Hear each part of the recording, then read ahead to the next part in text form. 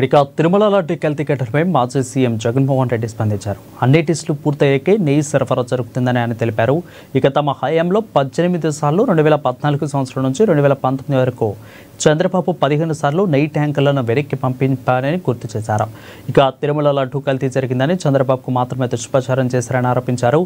దేవుడంటే భక్తి భయం లేని చంద్రబాబు లడ్డూలో కల్తీ జరిగిందని మాట్లాడడం విడ్డూరంగా ఉందని విమర్శించారు. ఇక కల్తీ నెయ్యి ఆరోపణలు ఉన్న ట్యాంకర్లు ప్రసాదం పోర్టులోకి వెళ్లి ఉంటే ఆధారాలు చూపించండి అని జగన్ డిమాండ్ చేశారు.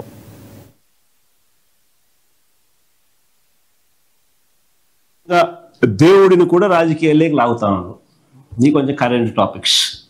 టీటీడీ ఏం జరుగుతూ ఉంది, దేవుడిని ఏ రకంగా రాజకీయాల్లోకి లాగుతా ఉన్నారు ఒకసారి చూద్దాం. టీటీడీ వేదికగా నిజంగా వెంకటేశ్వర స్వామి నిజంగా ఎంత ప్రసిద్ధిగాంచిన గుడి అంటే టీటీడీ ప్రపంచవ్యాప్తంగా, ఫర్గెట్ అబౌట్ దేశం, ప్రపంచవ్యాప్తంగా కూడా ఆ గుడికి ఒక ప్రతిష్ఠిత ఉంది. అలాంటి వెంకటేశ్వర స్వామి గుడిని చంద్రబాబు నాయుడు పుణ్యాన నిజంగా ఎంత అబాసుపాలు చేస్తూ ఉన్నారన్న దానికి నిదర్శనాలు ఇవన్నీ.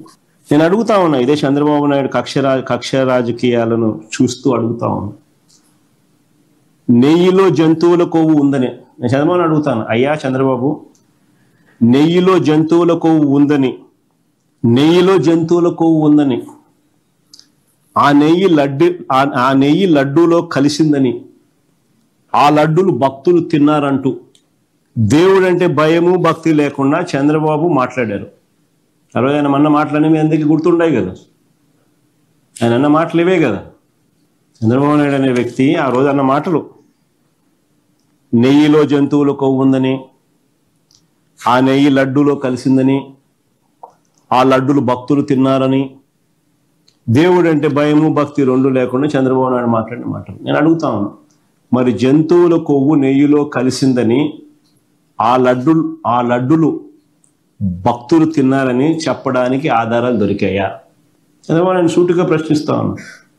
కల్తీ నెయ్యి ఆరోపణలున్న ఆ ట్యాంకర్లు, ఎన్ని క్వశ్చన్స్ నేను అడుగుతాను.